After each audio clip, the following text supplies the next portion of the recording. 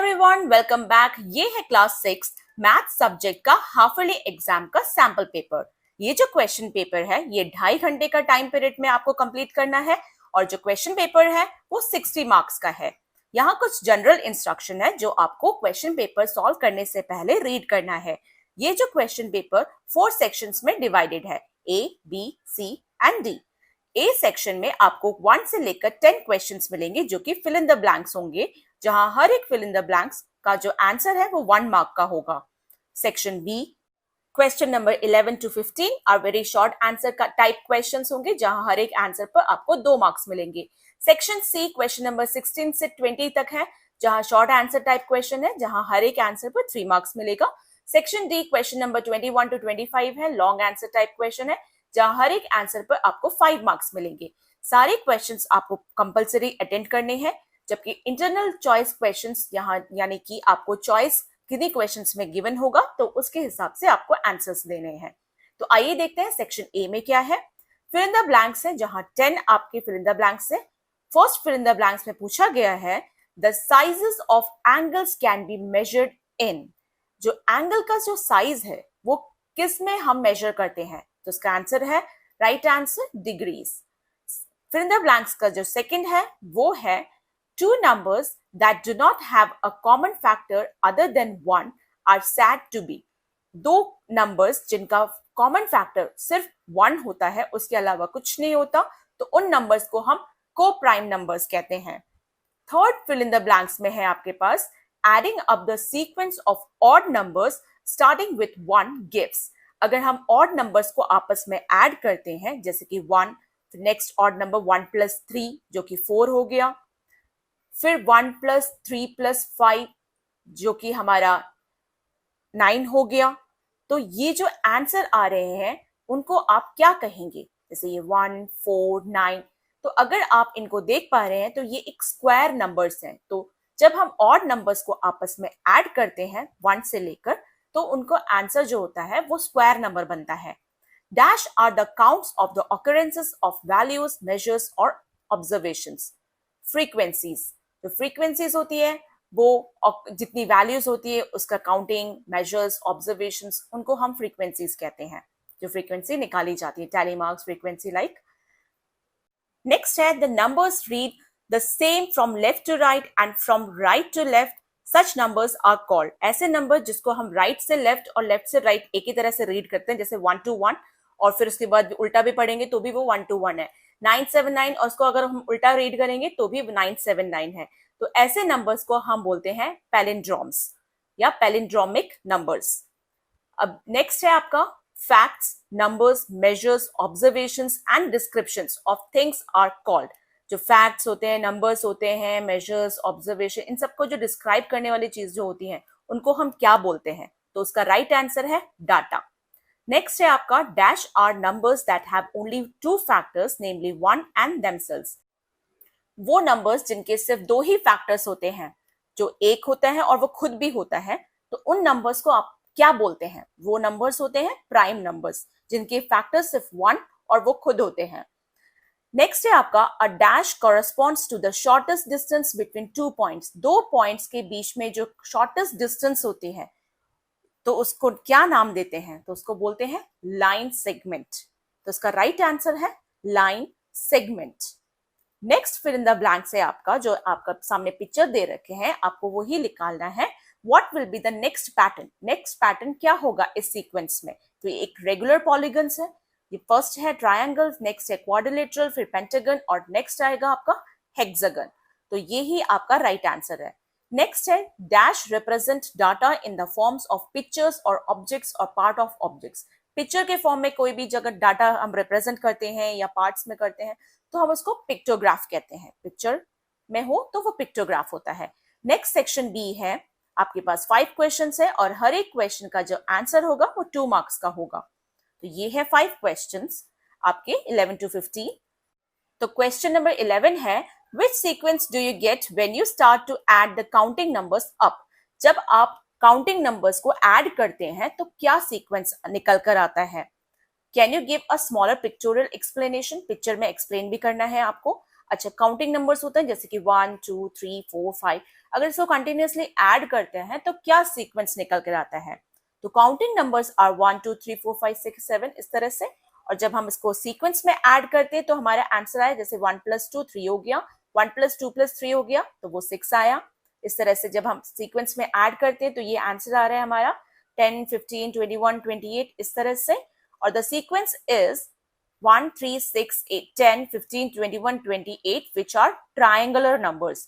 इनको हम बोलते हैं ट्रायंगुलर नंबर्स। ये आपका सीक्वेंस का पिक्चोरल एक्सप्लेनेशन भी है जो ट्रायंगुलर फॉर्म में भी है, इसलिए हम इसको ट्रायंगुलर नंबर्स भी कहते हैं। नेक्स्ट है आपका find out the number of acute angles in each of the figures below. जो फिगर आपके पास दे रखा है उसमें आपको एक्यूट एंगल्स कितने बनेंगे वो निकालना है। What will be the next figure? क्या नेक्स्ट फिगर बनेगा इस सीक्वेंस में वो भी निकालना है, और उसमें कितने एक्यूट एंगल्स बनेंगे वो भी आपको बताना है। Do you notice any pattern in the numbers? क्या आप कोई पैटर्न नोटिस कर पा रहे हैं? वो भी आपको आंसर में बताना है। तो आइए देखते हैं इसका आंसर क्या हो सकता है। तो अगर आप पिक्चर में देख रहे हैं तो यहाँ 1 ट्रायंगल है, तो इसके अंदर कितने एक्यूट एंगल्स हैं? 1 ट्रायंगल में अगर आप एक्यूट एंगल्स को काउंट करेंगे तो यहाँ 3 एक्यूट एंगल्स मिल रहे हैं। सेकेंड फिगर के अंदर 4 ट्रायंगल्स हैं, और जब आप उसके एक्यूट एंगल्स को काउंट करेंगे तो इसके एक्यूट एंगल्स आपको टोटल 12 एक्यूट एंगल्स मिल रहे हैं। नेक्स्ट सीक्वेंस में आपके पास नंबर ऑफ ट्रायंगल्स होंगे 7 और एक्यूट एंगल्स होंगे टोटल 21। तो अगर हमें नेक्स्ट पैटर्न में अगर नेक्स्ट जो फिगर होगा वो निकालना है तो हम देखेंगे कि 1 के साथ अगर हम 3 ऐड करते हैं तो नेक्स्ट फिगर वाला एक्यूट एंगल्स ट्रायंगल्स मिल जाएंगे हमें। जैसे 1 + 3 4 ट्रायंगल्स, 4 + 3 7 ट्रायंगल्स थे। अगर हम 7 के साथ 3 को ऐड कर देंगे तो 10 ट्रायंगल्स का फिगर बनेगा। तो नेक्स्ट जो फिगर बनेगा उसमें हमें 10 ट्रायंगल्स लेने हैं। और अगर हम एक्यूट एंगल्स की बात करें तो एक्यूट एंगल्स के नंबर में अगर हम 9 प्लस करते हैं तो नेक्स्ट पैटर्न मिलेगा। जैसे 3 + 9 12 मिला, 12 + 9 21 मिला, और 21 + 9 करेंगे तो 30 एक्यूट एंगल्स मिलेंगे। तो जो हमारा फिगर और पैटर्न बनेगा वो 10 ट्रायंगल्स का बनेगा और एक्यूट एंगल्स 30 मिलेंगे। जैसे इस फिगर में मैंने ड्रॉ कर दिया है 10 ट्रायंगल्स है, और फर्स्ट फिगर के अंदर 1 ट्रायंगल है तो 3 एक्यूट एंगल्स है। सेकेंड फिगर में अगर आप देख पा रहे हैं तो यहाँ पर 4 ट्रायंगल्स है और 12 एक्यूट एंगल्स है। ये फेयर आंसर है, आप इस तरह से लिख सकते हैं। थर्ड फिगर में 7 ट्रायंगल्स बनेंगे और 21 एक्यूट एंगल्स। नेक्स्ट जो फिगर फोर्थ फिगर है वो 10 ट्रायंगल्स 30 एक्यूट एंगल्स। और यहाँ पर जो पैटर्न बन रहा है वहां लिख सकते हैं आप the number of acute angles increases by 9 each time. जब नेक्स्ट फिगर जो बनेगा नेक्स्ट पैटर्न में वहां 9 ऐड करेंगे तो next number of acute angles बन रहे हैं। ये था इसका आंसर। अब इसमें चॉइस थी। अब चॉइस वाला जो आंसर है यहाँ पर आपको एक फिगर गिवन है, यहाँ आपको 5 पॉइंट्स देने हैं, एक लाइन बतानी है, 4 रेस बतानी है और 5 लाइन सेगमेंट्स बताने हैं। तो 5 पॉइंट्स आप देख पा रहे हैं, तो यहाँ पर बहुत सारे हैं, O D E C B ये पॉइंट्स है, तो आप इन पॉइंट्स का नाम लिख सकते हैं D E O C B किसी भी सीक्वेंस में। लाइन दे रखी है D B हमने लाइन बना दी। 4 रेस बतानी है तो O B O C O E and O D, ठीक है। 5 लाइन सेगमेंट्स दिख रहे हैं D E E O D O E B and O B, ठीक है। तो ये आपके आंसर्स हो गए। तो यहाँ पर 4 सेक्शंस में है और यहाँ पर 2 मार्क्स का आंसर है ये, तो उस हिसाब से आपको मार्किंग भी मिलेगी, मार्क्स मिलेंगे। नेक्स्ट जो क्वेश्चन है वो है कलर और mark the super cells in the table below.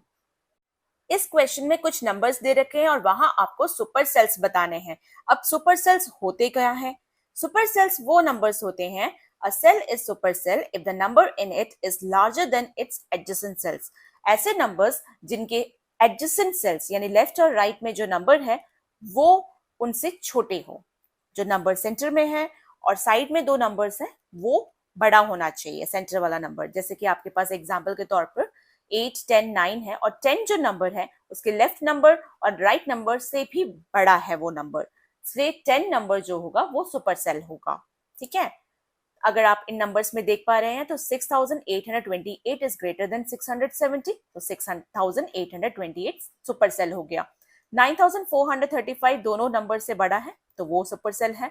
उसी तरह से 8000 7308 से बड़ा है तो 8000 इज अ सुपर सेल। आपने इसको मार्क करना है तो आपने इसको मार्क कर दिया। नेक्स्ट जो क्वेश्चन है वो है question number 14। Find all the multiples of 40 that lie between 310 and 410. इस क्वेश्चन में आपको 40 के मल्टीपल्स निकालने हैं जो कि 310 और 410 के बीच में आते हैं। तो मल्टीपल्स निकालने के लिए आपको 40 के टेबल का लिखना होगा। तो ये है multiples of 40।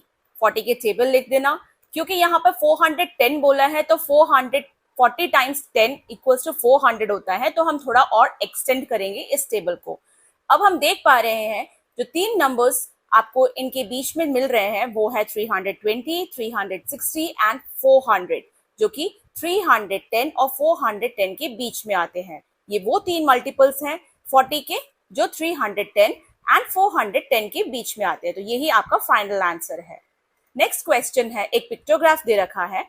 The following pictograph shows the number of tractors in 5 different villages. 5 different villages के अंदर नंबर ऑफ ट्रैक्टर्स आपके पास गिवन है। 1 ट्रैक्टर इक्वल्स टू, जो 1 पिक्चर है ट्रैक्टर का इक्वल्स टू 1 ट्रैक्टर है। तो इस हिसाब से आपको ड्रॉ करना है बाकी सारे विलेजेस के। अब इस क्वेश्चन के बेसिस पर, इस पिक्चर के बेसिस पे आपके पास कुछ क्वेश्चंस हैं। Observe the pictograph and answer the following questions. Which village has the smallest number of tractors. किस विलेज में सबसे कम ट्रैक्टर्स है? वो है विलेज डी। नेक्स्ट है, which village has the most tractors. किस विलेज या किस गांव में सबसे ज्यादा ट्रैक्टर्स है? वो है village C. How many more tractors does village C have than village B. कितने ट्रैक्टर्स विलेज सी में विलेज बी से ज्यादा है? उसको निकालने के लिए आपको दोनों को माइनस करना होगा। फिर नेक्स्ट जो लास्ट क्वेश्चन पूछा है उसमें बोला है, Komal says village D has the half of the number of tractors as village E. कि विलेज डी जो है वो विलेज ई के ट्रैक्टर से आधे हैं।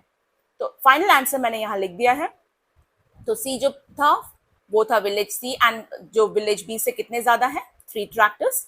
और ट्रैक्टर्स इन विलेज डी है 3 एंड ट्रैक्टर्स इन विलेज ई है इक्वल्स टू 6। तो यानी कि कोमल सही कह रही है, विलेज डी में ट्रैक्टर्स के नंबर विलेज ई से आधे हैं। सेक्शन सी में कुछ क्वेश्चंस आपके पास गिवन है। ये 5 क्वेश्चंस है जो हर एक आंसर देने पर आपको 3 मार्क्स मिलेंगे। तो सेक्शन सी का पहला क्वेश्चन है क्वेश्चन नंबर 16।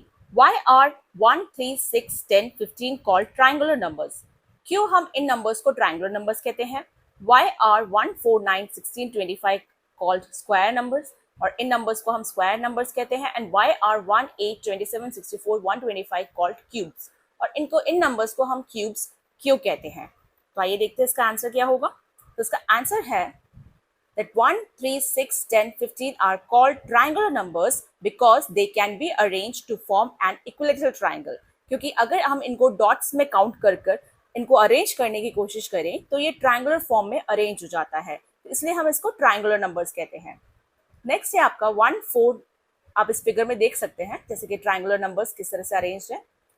नेक्स्ट है 1, 4, 9, 16, 25 आर कॉल्ड स्क्वायर नंबर्स। इन नंबर्स को हम स्क्वायर नंबर्स इसलिए कहते हैं क्योंकि ये जो है अगर हम इनको डॉट्स में अरेंज करते हैं तो ये परफेक्ट स्क्वायर में शेप में अरेंज हो सकते हैं, इसलिए हम इनको स्क्वायर नंबर्स कह सकते हैं। नेक्स्ट है 1, 8, 27, 64, 125 are called cubes because these numbers can form perfect cubes with dots. अगर हम इनको डॉट्स में अरेंज करेंगे तो ये क्यूब्स में अच्छे से परफेक्टली अरेंज हो सकते हैं। तो triangular numbers, square numbers and cubes, ये इसका करेक्ट आंसर है। इस फॉर्म में ये अरेंज हो सकते हैं। आपको डायग्राम चाहे तो आप ड्रॉ कर सकते हैं, अदरवाइज आंसर ही काफी है। नेक्स्ट है use a protractor to draw angles having the following degree measures. Protractor की मदद से आपको इन 3 एंगल्स को ड्रॉ करना है। पहला है 110 degree, next 75 degree and then 134 degree. तो 110 डिग्री जो है वो एक ऑब्ट्यूज एंगल है। ऑब्ट्यूज एंगल जो कि 90 डिग्री से बड़ा होता है और 180 डिग्री से छोटा होता है। उनके बीच में जो भी एंगल्स होते हैं उसको ऑब्ट्यूज कहते हैं। 75 डिग्री जो कि 90 डिग्री से तो छोटा होगा लेकिन 0 डिग्री से बड़ा होगा, उसको हम एक्यूट एंगल कहेंगे। फिर नेक्स्ट है 134, अगेन ऑब्ट्यूज एंगल। तो इस तरह से ये ड्रॉ हो जाएगा। एंगल्स कोई भी आ सकता है, आपको प्रोटेक्टर से करना आना जरूरी है, तो आप उसकी प्रैक्टिस कीजिएगा। नेक्स्ट है, what is the sum of the smallest and the largest 5 digit palindrome and what is their difference. Smallest और लार्जेस्ट 5 डिजिट नंबर निकालना है, उसका सम निकालना है, लेकिन वो नंबर्स पैलिंड्रोम होने चाहिए। पैलिंड्रोम मैंने आपको बताया था, फिल इन द ब्लैंक्स में एक क्वेश्चन आया था, वहां भी मैंने एक्सप्लेन किया है। पैलिंड्रोम नंबर्स वो नंबर्स होते हैं जिनको आप रीड कर सकते हैं left to right and right to left, दोनों ही रीड करेंगे तो आपको सेम नंबर मिलेगा। ठीक है, लेफ्ट से राइट में अगर उस नंबर को आप रीड करोगे, पढ़ोगे, और राइट टू लेफ्ट आप उस नंबर को रीड करोगे, पढ़ोगे, तो सेम ही नंबर होगा, left to right and then right to left. Example के तौर पे अगर यहाँ पर एक नंबर है 9339, 9339, ठीक है, ये आपको दिख रहा है यहाँ पर स्क्रीन पर। ये जो नंबर है अगर मैं आगे से पढ़ती हूँ लेफ्ट से राइट तो वो 9339 है, और अगर मैं राइट टू लेफ्ट इसको रीड करती हूँ तो भी वो 9339 है, यानी कि सेम नंबर हो गया। सेम तरीके से इसको हम पैलिंड्रोम नंबर्स कहते हैं। यहाँ पर आपको स्मॉलेस्ट 5 डिजिट नंबर पूछा है, और स्मॉलेस्ट 5 डिजिट नंबर होता है आपका 10,000 नंबर, लेकिन ये पैलिंड्रोम नंबर नहीं है, क्योंकि आप उसको अगर राइट टू लेफ्ट रीड करेंगे तो सेम नंबर नहीं आएगा। तो हमें दूसरा नंबर देखना होगा, तो 10,000 से ऊपर जो भी 5 डिजिट नंबर है उसमें 10,001 जो नंबर है वो आपका पैलिंड्रोम नंबर है, और वो भी स्मॉलेस्ट नंबर है।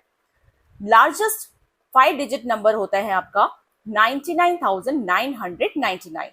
तो अगर हम देख पा रहे हैं तो ये एक पैलिंड्रोम नंबर ही है, क्योंकि अगर आप लेफ्ट से राइट रीड करोगे और राइट से लेफ्ट रीड करोगे तो दोनों ही सेम आ रहा है, तो ये ही एक आपका पैलिंड्रोम नंबर है। अब यहाँ पर आपको इनका सम भी निकालना है, यानी प्लस करके जो आंसर आएगा वो, और डिफरेंस भी निकालना है, यानी माइनस करके जो आएगा वो भी। तो फाइनल आंसर मैंने यहाँ लिख दिया है, ये है smallest 5 digit palindrome which is 10,001, the largest 5 digit palindrome 99,999, इनका सम आया है 1,10,000, और डिफरेंस जो यानी कि माइनस करने पर जो आंसर आया है वो है 89,998। इस तरह से आप आंसर लिख सकते हैं। नेक्स्ट है आपका, Chinu listed the various means of transport that passed across the road in front of his house from 9 a.m. to 10 a.m. ये चीनू बैठकर उसने 9 बजे से 10 बजे तक अपने घर के बाहर बैठकर उसने देखा कि उसके घर के सामने से कुछ गाड़ियां क्रॉस कर रही हैं, और उसने एक लिस्ट बनाई। अब आपको क्या करना है, prepare a frequency distribution table for the data. आपको एक फ्रीक्वेंसी डिस्ट्रीब्यूशन डाटा बनाना है। सेकेंड पूछा है, which means of transport was use the most, कौन सा ट्रांसपोर्ट सबसे ज्यादा यूज किया गया। एंड थर्ड जो पूछा है इस क्वेश्चन के अंदर, if you were there to collect this data how could you do it, कि अगर आप उसकी जगह होते और आपको इस तरह से डाटा कलेक्ट करना होता तो आप कैसे करते। राइट द स्टेप्स और प्रोसेस, जो भी आप करेंगे उसका स्टेप्स लिखना है। तो ये है आपका frequency table, means of transport, और ये फ्रीक्वेंसी कितनी बाइक्स गई, कितने कार्स गए, बस, auto, bicycle, bullock cart, scooter, और टोटल कितनी गाड़ियां थी। ठीक है, तो बाइक देख पा रहे हैं सबसे ज्यादा बाइक्स गई हैं 13, तो bike was use the most, जो आपका सेकंड पार्ट का क्वेश्चन था। अब आप अगर वहां होते कैसे कलेक्ट करते, तो इसका आंसर है, if I were there to collect the data I would make a table. मैं अगर वहां होती तो मैं एक टेबल बनाती। I would write transport names, मैं ट्रांसपोर्ट जो भी नाम है उनको लिखती। I would add a tally mark column, एक टैली मार्क कॉलम ऐड कर दे। आपने टैली मार्क चैप्टर में पढ़ा है, इस तरह से होता है, लाइंस होती हैं टैली मार्क्स के, इस तरह से आप देख पा रहे हैं, इस तरह से आपने देखा होगा, ये 5 फ्रीक्वेंसी के टैली मार्क है। Next, I would put tallies as vehicle pass, और उसे जिस जैसे व्हीकल जा रही है उस हिसाब से टैली मार्क्स बढ़ाते जाते। And I would count tallies for totals, और टैलीज होने के बाद उसको फ्रीक्वेंसी में चेंज करके उनका टोटल किया जाता। तो इस तरह से मैं एक डाटा रेडी करती। नेक्स्ट है आपका, find the common factors of. अब आपको कॉमन फैक्टर्स निकालने हैं इन कुछ नंबर्स के। कॉमन फैक्टर्स से पहले आपको फैक्टर्स पता करने हैं कि 20 और 28 के फैक्टर्स क्या हैं। फैक्टर्स उनको कहते हैं जिनके टेबल में ये नंबर आता है। 20 जो जिन जिन के नंबर के अंदर आता है, जिन जिन नंबर के टेबल में आता है, वो सारे नंबर 20 के फैक्टर्स है। जैसे 1 के टेबल में 20 टाइम्स आएगा तो 20 हो गया। 2 के टेबल में 10 टाइम्स, 2 टाइम्स 10 20 होता है। 4 के टेबल में 5 4 5 से 20 होता है, तो 4 5 से 20 हो गया। 5 के टेबल में भी आता है 20, 5 4 से 20 होता है, तो वो हो गया। अब यहाँ पर आप देख सकते हैं ये जो दो नंबर हैं वो इंटरकनेक्टेड है, यानी कि सेम आ रहा है। जैसे ही हमें ऐसा कोई नंबर मिल जाता है तो हमें आगे देखना ही नहीं है, क्योंकि सारे फैक्टर्स हमें इसी टेबल के अंदर मिल गए। और वो सारे फैक्टर्स हैं 1, 2, 4, 5, 10, 20। इससे ज्यादा और किसी में भी 20 की टेबल नहीं मिलेगी। 20 नंबर जो है वो किसी की टेबल में नहीं मिलेंगी, सिर्फ इन्हीं नंबर्स में मिलेगा। और इस तरह से ये एक पैटर्न है फैक्टर्स निकालने का। फैक्टर्स ऑफ 28 देख लीजिए कि 28 किन किन नंबर के अंदर आते हैं। 1 की टेबल में आएगा ऑब्वियसली, 1 टाइम्स 28 दैट इज 28। 2 की टेबल में आता है 2 14 28 होता है। आप डिवाइड करके भी देख सकते हैं अगर कंफ्यूजन लग रहा है तो। 3 में नहीं आता इसलिए 3 छोड़ देंगे। 4 में आता है, 4 7 28 होता है। 5 में नहीं आता, 6 में नहीं आता, 7 में आता है। 7 टाइम्स 24, 7 टाइम्स 4 इक्वल्स टू 28। अब यहाँ पर भी आपको सेम नंबर्स मिल गए। जैसे ही आपको ऐसा कोई कॉम्बिनेशन मिल जाता है सेम नंबर का, आप वहां आगे टेबल काउंट करने की जरूरत ही नहीं है, क्योंकि यहाँ आपके सारे फैक्टर्स मिल गए 1, 2, 4, 7, 14 और 28। ठीक है, ये बहुत इजी तरीका है फैक्टर्स निकालने का। अब आपको कॉमन फैक्टर्स निकालने हैं, यानी कि कोई ऐसे नंबर जिनकी टेबल में ये दोनों नंबर पाए जाते हैं। तो पहले आप 20 के जो फैक्टर्स हैं वो लिखेंगे, जो हो गया आपका 1, 2, 4, 5, 10, 20। फिर आप 28 के फैक्टर्स निकालेंगे, 1, 2, 4, 7, 14, 28। अब इसमें जो कॉमन दिख रहा है वो है 1, 2 एंड 4। ये 3 नंबर हैं जो कि कॉमन फैक्टर्स हैं, 1, 2 एंड 4। ये आपका फाइनल आंसर हो गया। इस तरह से आपको सारे नंबर्स के जो क्वेश्चन पूछा है उस तरह से निकालने हैं। मैंने यहाँ फाइनल आंसर लिख दिया है। यहाँ फाइनल आंसर हो गया आपका। इस तरह से आप फाइनल आंसर लिख सकते हैं factors of 20 step wise, factors of 28, और जो भी आपको कॉमन फैक्टर्स लग रहे हैं उन पर सर्कल कर लीजिए। ये हो गया आपका 1, देन 2, देन 4। तो कॉमन फैक्टर जो आपका फाइनल आंसर है 1, 2 एंड 4। ठीक है, नेक्स्ट जो बी क्वेश्चन है उसमें 3 नंबर्स दे रखे हैं, तीनों के फैक्टर्स निकालने हैं। 4 के फैक्टर्स हो गए 1, 2 एंड 4। फैक्टर्स ऑफ 8 जो है वो है आपका 1, 2, 4 एंड 8। और फैक्टर्स ऑफ 12 है आपके 1, 2, 3, 4, 6, 12। अब इन तीनों नंबर, ये तीनों नंबर किन नंबर्स के टेबल में आते हैं वो आपको निकालना है। जैसे कि 1 की टेबल में आएगा, 2 की टेबल में मिलेंगे और 4 की टेबल में। तो इनके भी कॉमन फैक्टर्स 1, 2 एंड 4 है। नेक्स्ट है 5, 15 एंड 25। फैक्टर्स ऑफ 5 है 1, 5। फैक्टर्स ऑफ 15 है 1, 3, 5, 15 एंड फैक्टर्स ऑफ 25 1, 5, 25। और इनके कॉमन फैक्टर्स हो गए 1 एंड 5। बहुत इजी है ये क्वेश्चन, लेकिन आप तरीके से करेंगे तो आपको पूरे मार्क्स मिलेंगे। सेक्शन डी, यहाँ पे आपको 5 क्वेश्चंस मिलेंगे और हर एक आंसर देने पर आपको 5 मार्क्स मिलेगा। तो ये कुछ क्वेश्चंस हैं, ये सिर्फ एक पैटर्न है, सैंपल पेपर है ये सिर्फ एक, और आपको सिर्फ ये एक प्रैक्टिस के लिए दिया गया है। आप पूरा सिलेबस अच्छे से पढ़ के जाएंगे एग्जाम के लिए। अब यहाँ पर जो सेक्शन डी का फर्स्ट जो 21 नंबर का क्वेश्चन है, ये है right the next 2 numbers in each sequence and right the rule for forming the numbers in the sequence. आपको नेक्स्ट 2 सीक्वेंस निकालने हैं और क्या रूल है वो भी निकालना है। एग्जाम में हो सकता है 2 की जगह 4 सीक्वेंस निकालने को मिले, तो आप तैयार अच्छे से करके जाइएगा। आंसर है 1, 3, 5, 7, 9, 11, 13। ये एक ऑड नंबर सीक्वेंस है। ऑड नंबर हमेशा निकलता है जब आप उसको 2, जो प्रेजेंट नंबर है उसको 2 से प्लस करेंगे तो नेक्स्ट नंबर निकलेगा, तो adding to the previous number. Next है आपका 1, 3, 6, 10, 15, 21, 28। ये ट्रायंगुलर नंबर का सीक्वेंस है, यानी कि जब आप 1 को करेक्ट लिखेंगे तो 1 आएगा, फिर उसके साथ 1 + 2 करेंगे तो 3 आएगा, 1 + 2 + 3 करेंगे तो 6 आएगा, 1 + 2 + 3 + 4 करेंगे तो 10 आएगा। तो सीक्वेंस में आपका नेक्स्ट जो है वो 36 एंड 45 है। नेक्स्ट है आपका 1, 4, 9, 16, 25, 36, 49। तो ये क्लियरली पता चल रहा है ये एक स्क्वायर नंबर है। आप 1 का स्क्वायर 1 होता है, 2 का स्क्वायर 2 × 2, 4, 3 × 3 9, 4 × 4 16, 5 × 5 25, इस तरह से। नेक्स्ट है आपका 1, 2, 3, 5, 8, 13, 21, और उसके बाद जो आ रहे हैं वो है 34 और 55। यानी जब हम पिछले 2 नंबर्स को आपस में ऐड करेंगे तो नेक्स्ट नंबर आएगा। जैसे कि 1 + 2 करेंगे तो 3 आया, 2 + 3 किया तो 5 आया, 3 + 5 किया तो 8 आया, इस तरह से। तो नेक्स्ट जो नंबर है 13 + 21 करेंगे तो 34, और 21 + 34 करेंगे तो 55। नेक्स्ट है आपका सीक्वेंस क्वेश्चन में 8, 1, 8, 27, 64, 125, 216। तो ये क्यूब नंबर है, जैसे 1 का क्यूब यानी 1 को 3 बार मल्टीप्लाई करेंगे तो 1, 2 को 3 बार 2 इंटू 2 इंटू 2 8 हो गया।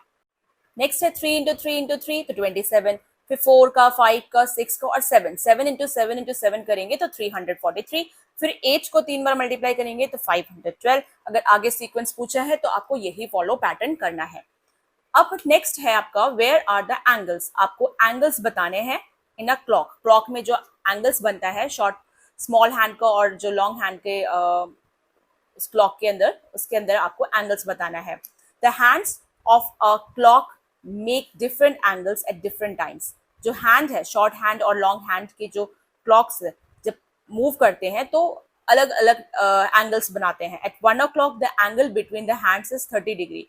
जब 1 बजता है तो एंगल बनता है 30 डिग्री। वो क्यों होता है वो आपको पता करना है। What will be the angle at 2 o'clock and at 4 o'clock and 6 o'clock। 2 बजे, 4 बजे और 6 बजे क्या एंगल्स बनेंगे।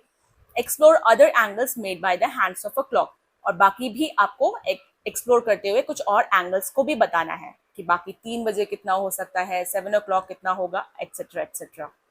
तो इसका आंसर है a clock is a circle. Clock जो है वो एक सर्कल फॉर्म में है जिसका एंगल होंगे, सर्कल का जो फुल टर्न होता है 360 डिग्री। इट हैज 12 आवर्स, 12 घंटे होते हैं और हर एक घंटे का जो एंगल बनेगा वो 360 divide by 12 that is 30 degree. तो एट 1 o'clock 1 बजे एंगल 30 डिग्री बनेगा। 2 बजे 2 टाइम्स 30 कर देना तो 60 डिग्री आ गया। 4 o'clock के लिए 4 टाइम्स 30 कर देना तो आपका 120 डिग्री आ गया।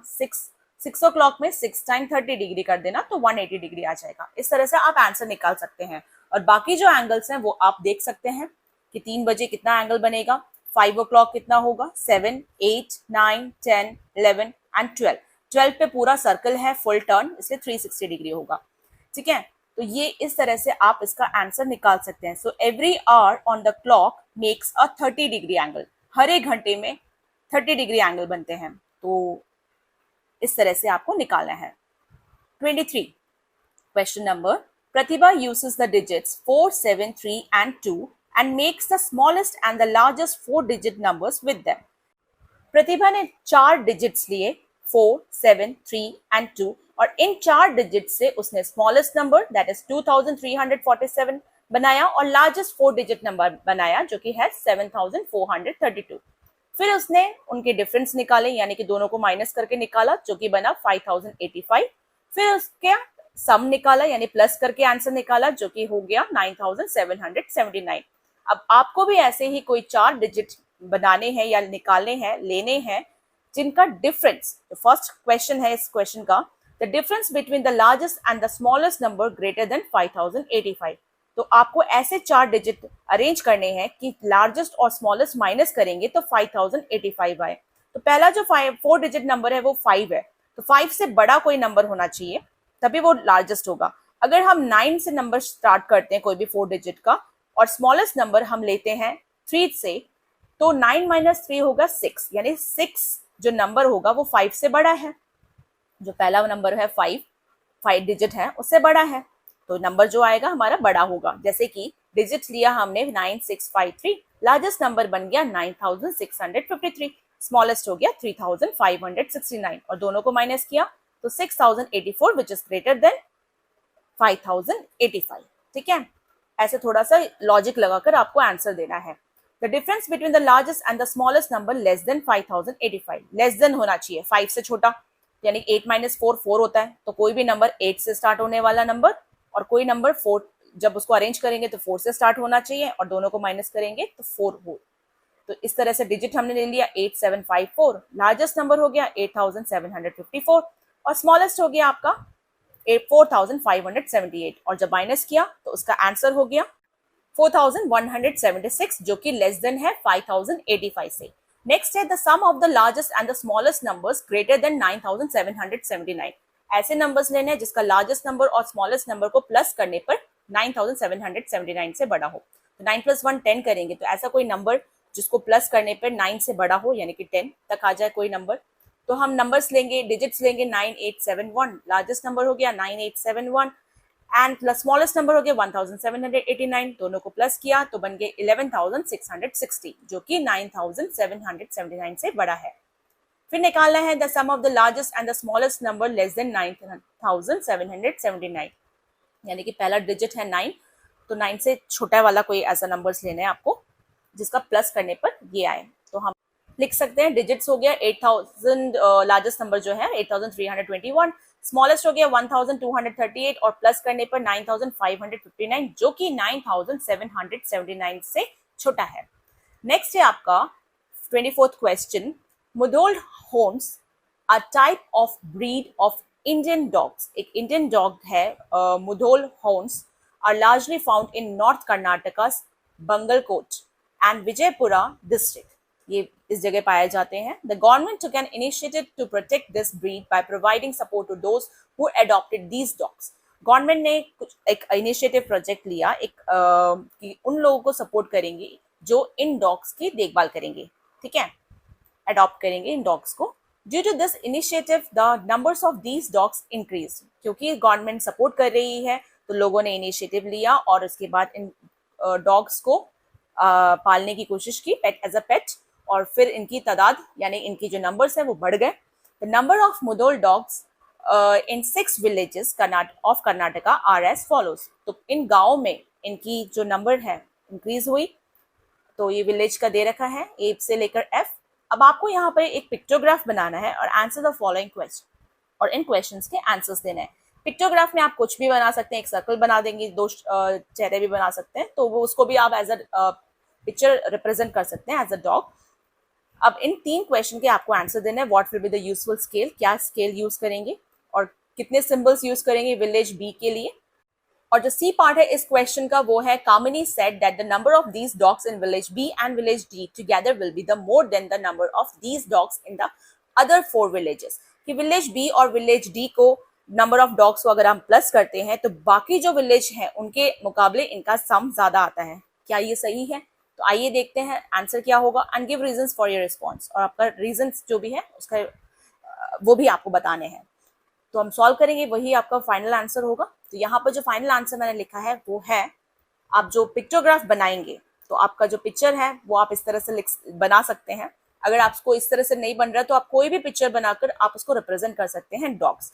अब क्योंकि यहाँ नंबर ऑफ डॉग्स ज्यादा है तो मैंने एक पिक्चर को 6 डॉग्स माना है और इस तरह से सारे विलेजेस में नंबर ऑफ डॉग्स बना दिए हैं। अब जो स्केल यूज किया गया that is 1 symbol represent 6 dogs. एक जो डॉग है, यहाँ जो सिंबल मैंने यूज किया है 1 डॉग इक्वल्स टू 6 डॉग्स के बराबर है यहाँ पर। और बी जो क्वेश्चन था उसमें विलेज बी में कितने डॉग्स हैं, तो यहाँ पर 6 सिंबल्स ड्रॉ किए हैं। सी पार्ट में पूछा था कि विलेज बी और विलेज डी के जो डॉग्स हैं, विलेज बी में आपके पास थे 6 सिंबल्स बनाए हैं, यानी कि टोटल डॉग्स हो गए 6 टाइम्स 6 दैट इज 36, ठीक है, क्योंकि हर एक डॉग 6 के बराबर है। और विलेज 8 में आपके पास है 8 डॉग्स और हर एक डॉग जो सिंबल है वो 6 रिप्रेजेंट कर रहा है, तो टोटल 48। अब दोनों को प्लस किया तो 84 डॉग्स हैं विलेज बी और डी। क्योंकि कामिनी ने कहा था कि जो बाकी विलेजेस हैं उनके जो सम है और विलेज बी और विलेज डी के जो डॉग्स का सम है विलेज बी और डी का ज्यादा है। तो अगर आप देख सकते हैं जब आपने सारे काउंट किए तो बाकी जो विलेजेस का डॉग्स थे वो 72 थे और विलेज बी और डी के जो डॉग्स थे वो 84 थे। तो यानी यहाँ पर कामिनी सही है। Yes, she is right in her saying because there are 84 dogs in village B and D together which is greater than 72 dogs in the other 4 villages combined। ठीक है, तो यहाँ वो बिल्कुल सही है क्योंकि 84 72 से ज्यादा होते हैं। तो ये था आपका फाइनल आंसर। नेक्स्ट जो क्वेश्चन है वो है आपका चॉइस क्वेश्चन है, इन दोनों में से आपको एक करना है। यहाँ पर phase prepared a frequency distribution table of data on the number of wickets taken by Jasprit Bumrah in his last 30 matches. यहाँ फैज ने एक फ्रीक्वेंसी डिस्ट्रीब्यूशन टेबल बनाई है जसप्रीत बुमराह ने, जो कि लास्ट 30 मैचेस में उसने कितने विकेट्स लिए थे उसकी बेसिस पे। Wickets taken number of matches, जितने मैचेस है उसने खेले हैं और उसमें कितने विकेट्स लिए हैं वो आपको बताने हैं। अब यहाँ पर जो क्वेश्चन है वो है What information is this table giving? क्या information दे रही है ये table? What may be the title of this table? इस टेबल का टाइटल क्या हो सकता है? What caught your attention in this table? क्या है इस टेबल के अंदर जो कि आपको उसकी तरफ अट्रैक्ट कर रहा है या आपका पूरा अटेंशन उस पर है? In how many matches has Bumrah taken 4 wickets? कितने मैचेस में बुमराह ने 4 विकेट्स लिए हैं वो आपको बताना है। Mayank says if we want to know the total number of wickets he has taken in his last 30 matches, we have to add the numbers 0, 1, 2, 3 up to 7. Can Mayank get the total number of wickets taken in this way? Why? Mayank कहता है अगर हमें ये जानना है कि उसने 30 matches के अंदर कितने विकेट्स लिए हैं, यानी जसप्रीत बुमराह ने कितने विकेट्स लिए हैं टोटल, तो अगर इसको निकालने के लिए अगर हम उन नंबर्स को ऐड कर दें 0, 1, 2, 3, तो क्या हमारा आंसर निकल पाएगा? क्या मयंक सही है इस तरीके से? अगर है तो क्यों, और नहीं तो क्यों नहीं? नेक्स्ट है, how would you correctly figure out the total number of wickets taken bye Bumrah in his last 30 matches using this table? इस टेबल की मदद लेते हुए आप उसके 30 मैचेस में उसने कितने विकेट्स निकाले वो आप कैसे निकालेंगे? तो अब बारी बारी से मैं इसका आंसर देने जा रही हूँ। तो फर्स्ट था, what information is this table giving? क्या इन्फॉर्मेशन दे रही है? तो ये टेबल जो इन्फॉर्मेशन हमें दे पा रही है, that this table is giving the information on the number of wickets taken by Jasprit Bumrah in his last 30 matches. ये ऑलरेडी क्वेश्चन में भी दे रखा है, वही आपको यहाँ लिखना है। What may be the title of this table? Title क्या होगा? Title would be wickets taken by Jasprit Bumrah in 30 matches. ये आप टाइटल लिख सकते हैं इस क्वेश्चन के अंदर, ये भी आपके पास क्वेश्चन में गिवन है, यहाँ से आप आंसर लिख सकते हैं। नेक्स्ट सी पार्ट था, what caught your attention in this table? ऐसा क्या है इस टेबल के अंदर? That I was amazed by the fact that he has taken 7 wickets in 1 match. उसने 7 विकेट्स लिए एक मैच के अंदर, तो ये था एक अटेंशन वाला बात। In how many matches has Bumrah taken 4 wickets? कितने मैचेस में बुमराह ने 4 विकेट्स लिए? 3 मैचेस में। लास्ट था, second last question, Mayank says if we want to know the total number of wickets he has taken, Mayank कहता है कि अगर 30 मैचेस के अंदर उसने कितने विकेट्स लिए हैं वो निकालने के लिए उसने 0, 1, 2, 3 ऐड किए।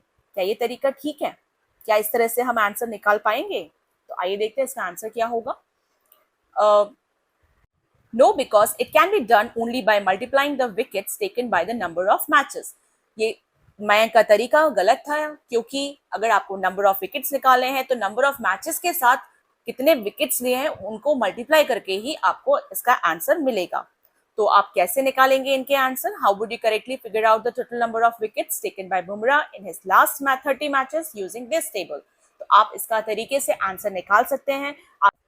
यहाँ उसने कितने विकेट्स लिए हर एक मैचेस में वो आपको निकालने हैं। Total wickets taken bye Bumrah in last 30 matches, उसने 1 विकेट लिया 4 मैचेस में, 2 विकेट्स लिए 6 मैचेस में, 3 विकेट्स लिए 8 मैचेस में, 4 विकेट्स लिए 3 मैचेस में, 5 टाइम्स 5 करेंगे, 6 टाइम्स 1, 7 टाइम्स 1, इस तरह से। और उनका जो आंसर आएगा आपको उसको ऐड करना है सारे नंबर्स को, और इस तरह से उसने 90 विकेट्स लिए 30 मैचेस में। तो इस तरह से आपको आंसर निकालना है, बहुत इजी है तरीके से आपको आंसर निकालना है। अब जो नेक्स्ट क्वेश्चन है वो है लास्ट सेक्शन डी का, which is 25 number, which of the following numbers are divisible by all of. इन नंबर से डिविजिबल होने वाले जो नंबर हैं वो निकाले हैं। तो पहले मैं आपको समझाऊंगी, फिर आपको फाइनल आंसर दूंगी।